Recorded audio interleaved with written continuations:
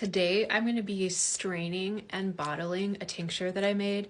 This one happens to be for my mom. It's for hot flashes, but this is the same process that you would use for any tincture when you were ready to be done tincturing it and ready to bottle it. And it might sound like it's a really straightforward thing, but there's actually a lot more to it than you would think, and a few tips that might help you. So go ahead and stick with me and I'll show you the whole process. All right, so you're going to need some bottles for your tincture fluid. You're going to need a container, a strainer, and some cheesecloth. Okay, so then you're going to take the cheesecloth and put it into your strainer like this. And then you're going to put the strainer over your container. And this is the obvious part. You're just going to strain your tincture into that. So I have my tincture here. It's been tincturing for, I'm going to say, about 6 weeks. You want to do anywhere from 4 to 8 weeks. And then I'm just going to slowly pour it into here.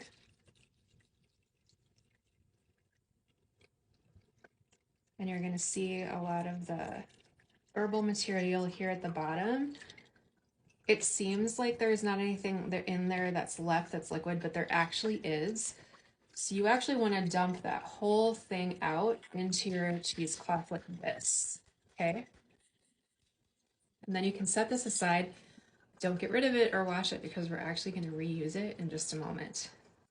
Then for this stuff, what you want to do is get ready to have your hands dirty. So with clean hands, you're going to take your cheesecloth and you're going to squeeze all the goodness out of it.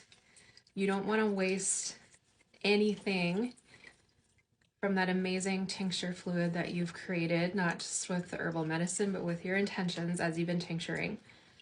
And if you're not sure how to do this, I did make a video about this particular tincture along with the recipe, which I think was in another video. Okay, so for a moment here, we're going to set this aside.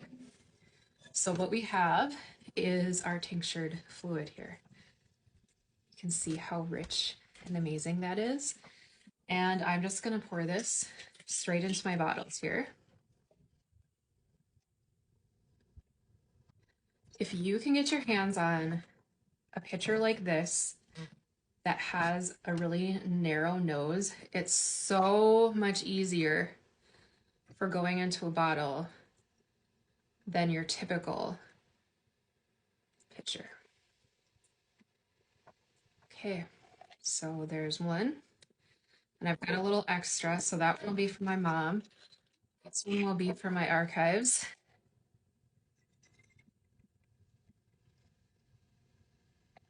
And then always label, this is something that I'm very bad about doing, always label the tincture, what's in it and what it's for, and the date. Now tinctures last for like forever, so it's not as necessary for you to know the date, but sometimes it's interesting to remember and to look back on when you created something.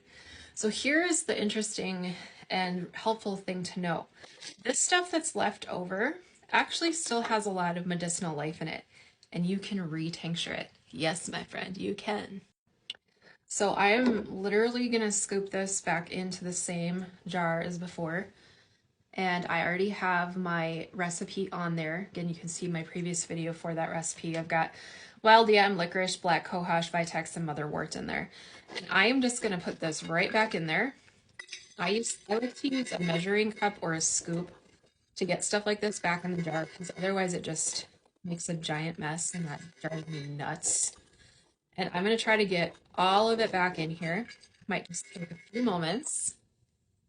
And then what you can do with the remainder of the stuff that's in the cheesecloth is you can just kind of zhuzh it in to your jar. And you might have some that still sticks to the cheesecloth and doesn't come off, and that's okay. So retincturing, are you going to get the exact same quality of tincture as your first round? Probably not. Are you still going to get a really high quality tincture? Yes, and I've done this before. There are certain herbs that I'm really precious about, and certain herbs that are really hard to come by, and it's very hard to, once you tincture them once, just throw them into the compost. So I've got my jar, I've already got my label, I'll just have to write a new date on there, and I'm tincturing with brandy this time, so I'm just gonna pour that over. and that's not going to be quite enough. So you want your liquid to cover the herbal material for at least 2 to 3 inches, and you can see it's only about 1 inch right now. And that'll soak up a little bit more fluid now that it's got new alcohol in there. So we're going to add just a little bit more.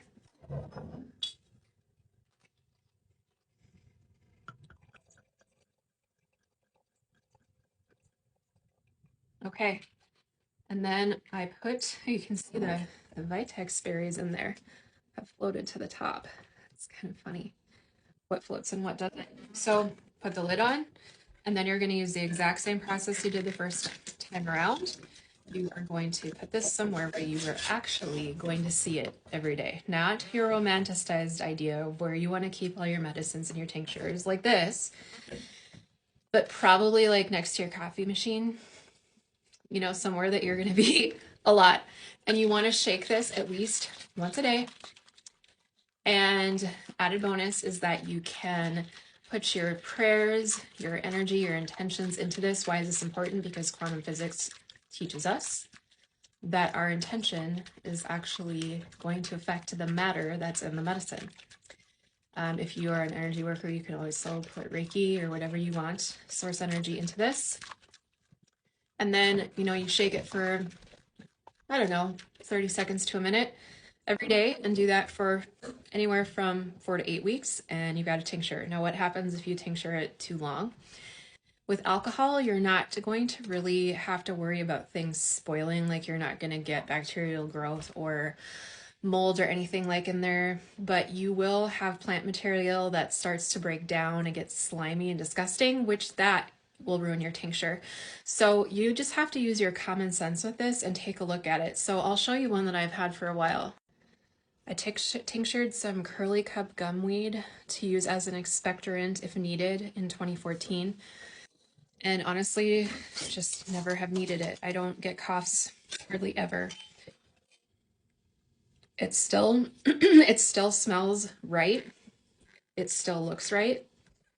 I haven't strained it. Now let's take a piece of the plant material. Now surprisingly, the plant material is even intact.